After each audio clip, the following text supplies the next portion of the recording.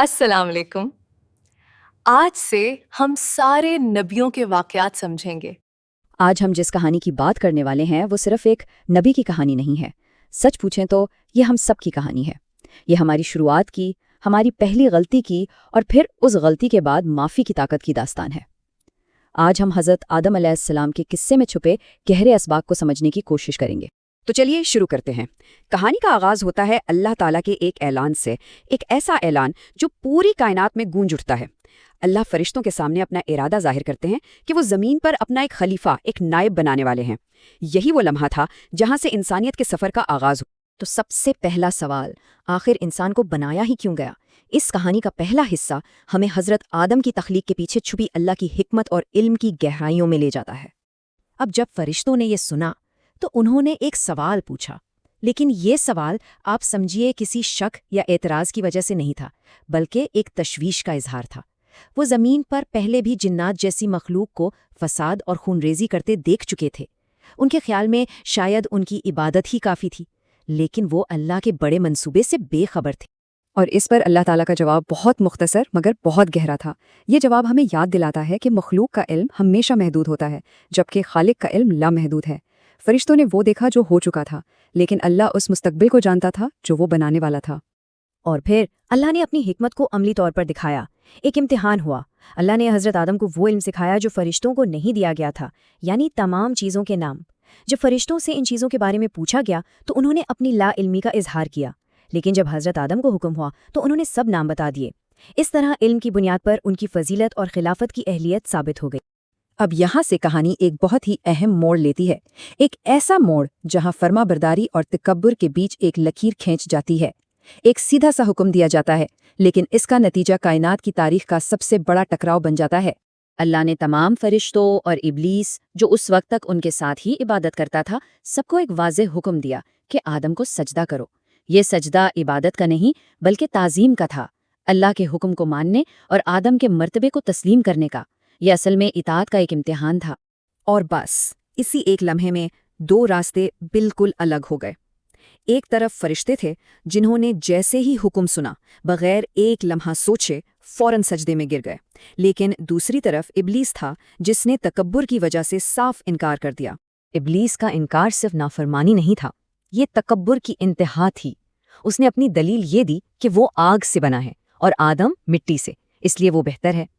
یہ تاریخ کا پہلا اور شاید سب سے خطرناک تکبر اور نسل پرستی کا اظہار تھا۔ اپنی اسی نافرمانی کی وجہ سے جب ابلیس کو ہمیشہ کے لیے مردود قرار دیا گیا تو اس نے بدلہ لینے کی قسم کھائی۔ اس نے اللہ سے قیامت تک کی مہلت مانگی اور یہ عہد کیا کہ وہ انسان کو سیدھے راستے سے بھٹکانے کے لیے ہر ممکن کوشش کرے گا، آگے سے، پیچھے سے، دائیں سے، بائیں سے، ہر طرف سے حملہ کرے گا تاکہ انسان کو ناشکرا ثابت کر سکے۔ چلیے اب کہانی کا منظر بدلتا ہے، ہم جنت کے پرسکون ماحول میں پہنچتے ہیں، لیکن اس سکون کے پیچھے انسانیت کی پہلی آزمائش چھپی تھی جس کا سامنا حضرت آدم اور حضرت حوا کو کرنا تھا۔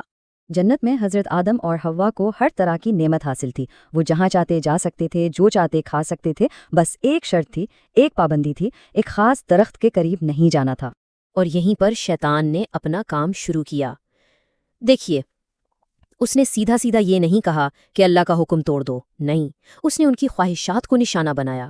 اس نے جھوٹی قسمیں کھا کر خود کو ان کا خیر خواہ بتایا اور وسوسہ ڈالا کہ اس درخت کا پھل انہیں ہمیشہ کی زندگی دے گا یا انہیں فرشتہ بنا دے گا۔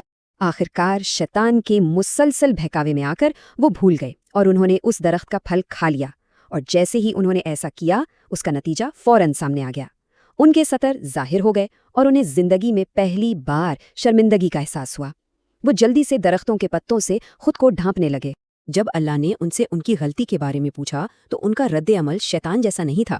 انہوں نے کوئی بہانہ نہیں بنایا، کوئی دلیل نہیں دی، بلکہ فوراً اپنی غلطی کو تسلیم کیا، ذمہ داری قبول کی اور انتہائی عاجزی کے ساتھ اللہ سے معافی مانگی۔ یہ دعا ان کی سچی ندامت کا ثبوت ہے۔ تو یہ جو غلطی ہوئی، یہ کہانی کا اختتام نہیں تھی، بلکہ یہ تو ایک نئے باب کا آغاز تھا۔ اس واقعے نے زمین پر انسانیت کی زندگی کا دستور طے کر دیا اور ہمیں سب سے بڑا سبق سکھایا۔ غلطی کرنا انسان کی فطرت ہے، لیکن توبہ کرنا اسے اللہ کی رحمت سے جوڑ دیتا ہے۔ زمین پر آنے کے بعد ان کی زندگی کا آغاز ہی توبہ اور ندامت سے ہوا۔ روایت میں آتا ہے کہ وہ 40 سال تک اپنی اس غلطی پر روتے رہے اور اللہ سے معافی مانگتے رہے۔ یہ ایک لمبی اور صبر آزما توبہ تھی جو آخرکار اللہ کی رحمت سے قبول ہوئی۔ اور یہیں پر اس پوری کہانی کا نچوڑ ہمارے سامنے آتا ہے۔ دیکھیے، غلطی ایک جیسی تھی، لیکن اس پر رد عمل میں زمین آسمان کا فرق تھا۔ حضرت آدم نے عاجزی کا راستہ چنا، غلطی مانی، ذمہ داری لی اور فوراً توبہ کی۔ دوسری طرف شیطان نے تکبر کا راستہ چنا، اپنی غلطی کا الزام دوسروں پر ڈالا اور معافی مانگنے سے انکار کر دیا۔ یہی وہ دو راستے ہیں جو آج بھی ہر غلطی کے بعد ہمارے سامنے ہوتے ہیں۔ اسی وجہ سے حضرت آدم کا یہ عمل، یعنی غلطی کے بعد فوراً توبہ کرنا، انسانیت کے لیے ایک روشن مثال، ایک سنت بن گیا۔ ان کی میراث یہی ہے کہ جب بھی ہم سے کوئی بھول ہو جائے تو ہم شیطان کی طرح اکڑ نہ جائیں، بلکہ اپنے پہلے باپ کی طرح عاجزی سے اپنی غلطی مان کر اپنے رب کی طرف پلٹ آئیں۔ تو یہ کہانی ہمیں آخر میں ایک سوال کے ساتھ چھوڑ جاتی ہے، ایک ایسا سوال جو ہم میں سے ہر ایک کو خود سے پوچھنا چاہیے۔ جب ہم سے کوئی غلطی ہوتی ہے تو ہم کس کا راستہ چنتے ہیں، آدم کا یا شیطان کا؟ انتخاب ہمارا اپنا ہے۔